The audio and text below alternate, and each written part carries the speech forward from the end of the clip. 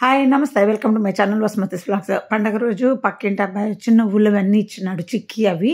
But నేను తిననండి, ఎవరికన్నా ఇచ్చేస్తాను. నువ్వులు ఎవరన్నా ఇస్తే నా ఫ్రెండ్ చెప్పిందనమాట, అది దానం కింద అవుతుంది, అందుకనే నేను తినను అని.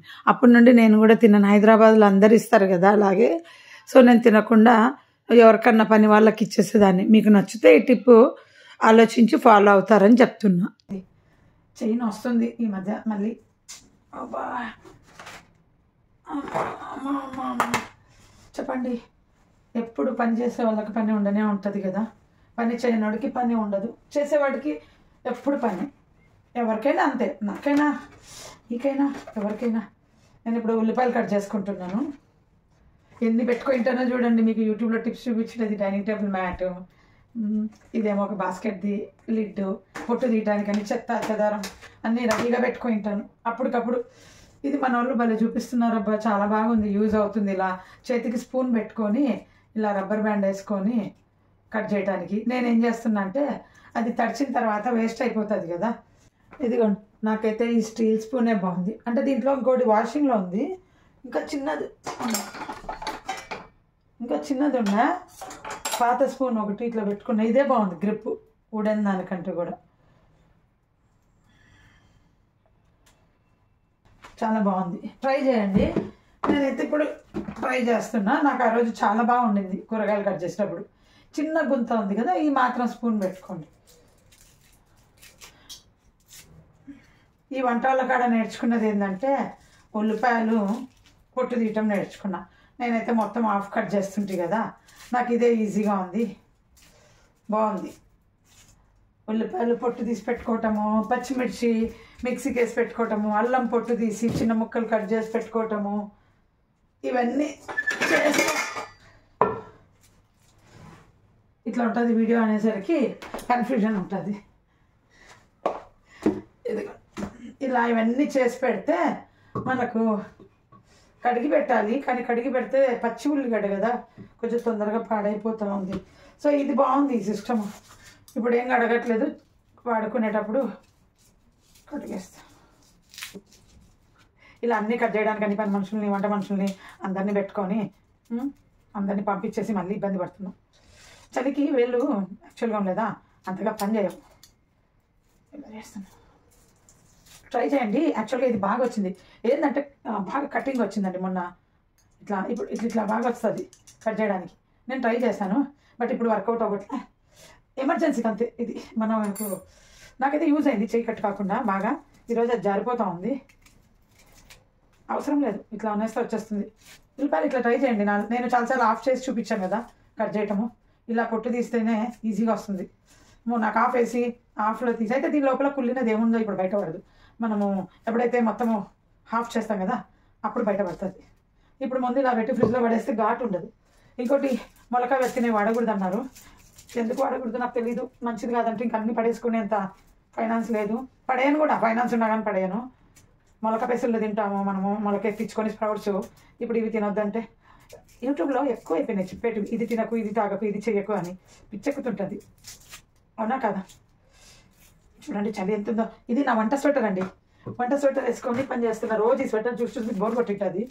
బయటికి మంచి చీరలు కట్టుకున్నప్పుడు మంచి స్వెటర్లు వేసుకోవాలి. అన్నీ డైలీ వాడినాం అనుకోండి, అన్నీ పాతకైపోతాయి. అందుకని కొన్ని పక్కకు పెట్టుకుంటాము. ఇంట్లోకి నేను తక్కువ ఒక 2-3 వాడుతుంటా. వాషింగ్ అయినాక బయటికి వాడేసి వచ్చింటాను కదా, ఆ వాడేసి వచ్చినది ఇంట్లో రిపీట్ చేసి వాషింగ్ చేస్తాను.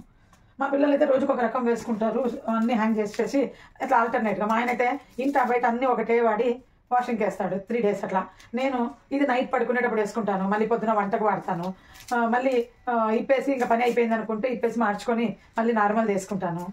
సో ఇంకోటి, నేను చలికి స్నానం కూడా ప్రతిరోజు అందరు మా చిన్నది ఒకసారి 3 daysకి చేస్తుంది.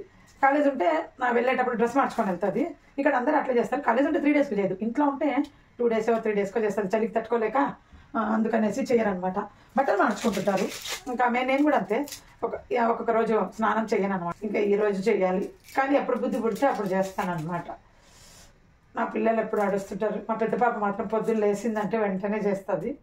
యాక్చువల్గా అండి ఈ స్నానం లేదా చిన్నప్పటి నుండి రోజు 2 పూట్ల స్నానం చేసే హ్యాబిట్.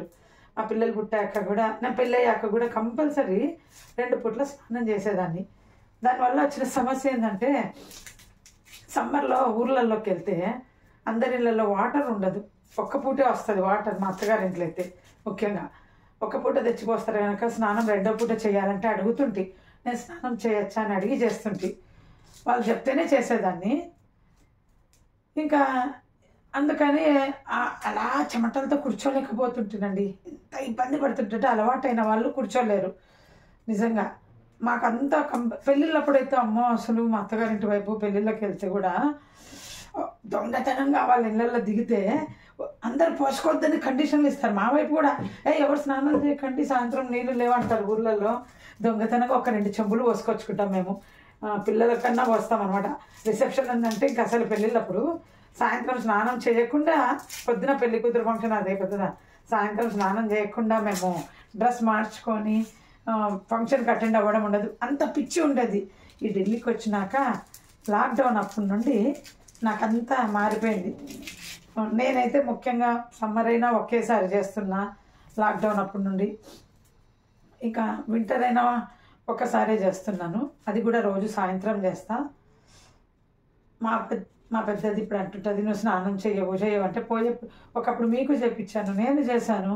బహుశా అది ఏజ్ వల్లనే ఏమో మరి నాకు అనిపిస్తుంది. ఎందుకంటే మా పెద్దలు కూడా చాలామంది సాయంత్రం స్నానం చేయాలంటే ఏం చేస్తామని చేయకుండా ఉండేవాళ్ళు చాలామంది. ఇట్లా స్నానం చేస్తున్నా కదా, మా అత్తగారి వాళ్ళ విషయాలు చెప్తాను ఒకటి. ఇంకా ఈ కంటిన్యూయేషన్ నేను అలనాటి నా జ్ఞాపకాలు అనే టైటిల్ ఉంది కదా, దాన్ని మార్చేస్తున్నా. చెప్పదలుచుకోలే, నాకు ఎప్పుడు ఏది చెప్పాలనిపిస్తే అది. 12 వీడియోలు ఏమో అయిపోయినాయి అవి, అలనాటి నా జ్ఞాపకాలు. ఎప్పుడు ఏం చెప్పాలనిపిస్తే అది చెప్తేలాగా మీరు కంటిన్యూ చేస్తుంటారు కదా, డైరెక్ట్గా చెప్పేస్తారు చూసేవాళ్ళు. అదే టైటిల్ పెడితే కొందరు ఏం చేస్తారంటే ఆ వీడియోని మాత్రమే చూస్తున్నారు అని నాకు అభిప్రాయం. ఎందుకంటే వాళ్ళ అత్తగారి గురించి ఏం చెప్పిందో, వాళ్ళ ఇంట్లో వాళ్ళ గురించి ఏం చెప్పిందో అని. సో అలా ఫోకస్ ఉండకూడదు, కంటిన్యూ చూస్తే తెలియాలంతే.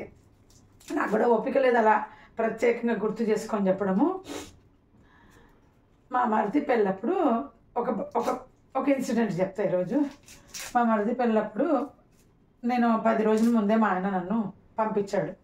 ఏది మన బంగారు పోయిన మంత్ 10 రోజుల ముందే వాళ్ళు పిలుచుకున్నారు పనిలకు. మన పనులకే కదా అందరికి పనికి వచ్చేది.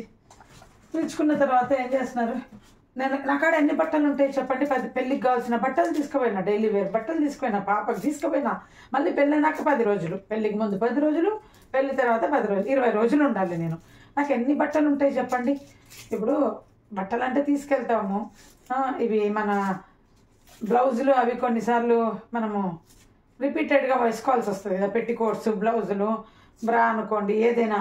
సో పెళ్ళికి ముందు రోజు నేను ఏం చేశాను, అత్తగారింట్లో నీళ్ళు లేవు, కొన్నే ఉన్నాయి. నేను ఇంకా వాళ్ళేమో 3 రోజులకో 4 రోజులకో వాషింగ్ మిషన్ వేసుకుంటున్నారు. నేను వాళ్ళ వాషింగ్ మిషన్లో బట్టలు వేయను అన్నమాట. వాళ్ళు ఏమంటే వేస్తా, లేదా నాకు వాళ్ళు 3 రోజులకు వేసుకుంటే నాకు బట్టలు కావాలి కదా, నా చేత నేను పిండుకుంటుంది.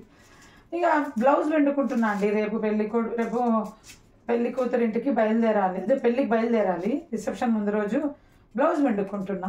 మా అత్తమ్మ లేదా మన బట్టలు పిండుకోవద్దు నీళ్ళు లేవు అనింది. అంటే గట్టిగా కిచెన్లో నుండి అర్చినారు, బట్టలు పిండుకోవద్దు నీళ్ళు లేవని. నేనన్నా అత్తమ్మ బ్లౌజ్ ఒక్కటే పిండుకుంటున్నాను, నేనేం పిండుకోలేదు బట్టలు అని చెప్పిన. నాకు కావాలి కదా బ్లాక్ బ్లౌజ్, అది కావాలి. బ్లౌజ్ పిండుకోకుంటే అన్ని రోజులు ఉండాలంటే ఎట్లయితుందండి. కలర్స్ ఉంటాయి, మ్యాచింగ్ ఉంటాయి. ఇప్పుడంటే చీరకు ఒక బ్లౌజ్ ఉంటుంది, కానీ అప్పుడు అట్లా ఉండేవి కాదు కదా. కొన్నిసార్లు అవసరం అయితే కదా, చీరలు ఎన్నైనా పట్టుకెళ్తాం, కానీ ఆ చీరకు తగ్గ ఒక పెట్టికోటు ఒక్కోసారి 3 చీరలు పడతాయి. నేను అన్న బ్లౌజ్ ఒకటే అత్తమ్మా, ఏం పిండుకోవాలంటే ఏమి నేను తెలుసా గట్టిగా కిచెన్లో నుండి, నీకు ఎవ్వరు చెప్పలేరు అని గట్టిగా వచ్చిందండి. నాకైతే ఏడుపు వచ్చింది అసలు. నేను ప్రతిదీ పోయి మా ఆయన కంప్లైంట్ ఇవ్వాలి కదా, కానీ ఏమి ఇవ్వను, పిచ్చిదాన్ని. ఇప్పుడు పిల్లలు ఏమన్నా ఇస్తారేమో కానీ హస్బెండ్లకు అట్లా, నేనైతే అప్పుడు ఏమి ఇచ్చేదాన్ని కాదు. ఇప్పుడు మా పిల్లలకి చెప్తుంటా అన్ని విషయాలు. అందుకే ఎప్పుడు ఆలోచిస్తుంటా స్నానం చేయకుండా. అప్పుడైతే స్నానానికి కూడా అడుక్కోవాలి, ఒకరి ఇళ్ళల్లో ఉంటే వాళ్ళు చేయమంటే చేయాలి, లేకుంటే లే. అమ్మో మళ్ళీ వాషింగ్ మిషన్లో ఏమేయమండి, మా బట్టలు మేమే పిండుకుంటాము. పొద్దున్న సాయంత్రం మా అత్తగారింట్లో ఎవ్వరు స్నానం చేయరు అనమాట, ఒక్క పూటే చేస్తారు. నా వల్ల ఏది కాదు. సో ఇప్పుడు హ్యాబిట్ని మార్చుకున్నాను. ఇప్పుడు ఇంకా నాకు సాయంత్రం స్నానం చేయకుండా డ్రెస్ మార్చుకుంటాను అంతే. అది కూడా నైట్ డ్రెస్ కావాలంటే మార్చుకుంటాను, లేకపోతే లేదు అంతే. కానీ 2 పూట్ల స్నానం చేసే హ్యాబిట్ టోటల్గా పోయిందని అనుకుంటున్నా. పెరుగైతే ఇంకా బాగా తోడుకుంటుంది. ఇప్పుడు ప్రాబ్లం లేదు. ఏ రోజు వెదర్‌ని బట్టి ఆ ప్రకారంగా నేను తోడుబెడుతున్నా. ఒకసారి సగం పెరుగు, సగం పాలేయటము, లేదా పెరుగు ఒక కప్పు వేసి ఇదైతే పెరుగు ఒక కప్పు వేసి పెట్టినాను. బాగా తోడుకుంది. హాఫ్ డేకే తోడుకుంటుంది పొద్దున్న పెడితే. ఈ లీటర్ అట్లా పెడతాను, లేదా పాలు మిగిలినవి పెడతాను. లాస్ట్ ఇయర్ కూడా తోడుకునేది కాదు. టప్పర్‌వేర్‌లోనే కాదు, స్టీల్ దాంట్లో కూడా బాగా తోడుకుంటుంది నాకు. ప్రాబ్లం లేదింకా. చాలా కంఫర్ట్‌గా ఉంది. ఇంటి పెరుగే తింటున్నాం. జిగురు లేదు. కొన్న పెరుగు జిగురుంటది. అసలు డాక్టర్ కొన్న పెరుగే తినొద్దన్నది చూడండి. అందరూ పెరుగు కొన్నది తింటారేమో చెప్తున్నాను. అది దాంట్లో హెల్తీ కాదు. ఇంట్లో పెట్టుకున్నది గుడ్ బ్యాక్టీరియా ఉంటది. బయట పెరుగులో ఉండదు అని చెప్పింది. ఇగ గోధుమ పిండి 5 కేజీలు తెచ్చుకున్నాం. మేమైతే ఆహ్, ఫ 20 కిలోస్ తిన్నామండి. వంట ఆవిడ వచ్చినప్పుడు నుండి ఇప్పటికి. 2 నెలల్లో 20 కిలోస్ గోధుమ పిండి తిన్నాము. వామ్మో! బియ్యంలాగా తింటాం చూడండి. గోధుమ పిండి రొట్టెలు. ఈ వెదర్‌కు ఉట్టిగా అన్నం తినబుద్ధి కాదు కదా! ఇంక నేను చెప్పాను మా ఆయనకు, ఇప్పుడు వంట ఆవిడ లేదు. ఇంక 5 కేజీలే తెచ్చేసేయి. ఆ 2 డబ్బాలలో ఫిల్ చేసి పెట్టుకోవాలి. 10 కేజీలైతే వాడు హోమ్ డెలివరీ ఇస్తాడు. 5 కేజీలైతే ఇవ్వడనమాట. పోయినసారి అంతా నూక ఉండింది. నూకనో మరి కల్తీ ఉండిందో చాలా కష్టమైంది. మళ్ళీ ఈసారి కొంచెం బానే ఉంది. జల్లెడ పడితే బావుంటది. కానీ అంత ఓపిక లేదు. ఈ మాత్రం స్ట్రెస్ కూడా నేను చేయలేను. ఇంకేమంటే తప్పదు, అన్నీ ఇంట్లో వాళ్ళని చేయలేను అంటే ఈవినింగ్ అయ్యేసరికి ఏమవుతదంటే అండి పెయినొస్తది. కింద పెయినొస్తదనమాట. అందుకని ఇంకా కొంచెం పని చేసి కూర్చుంటా. వంగకుండా పని చేయాలంటే ఎక్కడవుతది? ప్రతిసారి వాళ్ళని పిలిచి అందరిని నాకు ఇది అందివ్వు, అది అందివ్వు అనలేం కదా! స్టెప్ ఎక్కి పైనుండి తీసేటివి తీయించుకుంటున్నా. అందుకనే ఎప్పుడు గోధుమ పిండి డబ్బాలు అటక మీద పెట్టేదాన్ని. ఇప్పుడు ఒకటి అక్కడ అటక మీద పెట్టి కొంచెం కింద బియ్యం కింద పెట్టించుకుంటున్నాను. ఎక్కలేక గోధుమ పిండి కింద పెట్టించుకుంటున్నా. ఆయిల్ కావాలన్నా వాళ్ళే తీసిస్తారు. మా ఇంట్లో సరుకులు కూడా అటక మీద ఉంటాయి.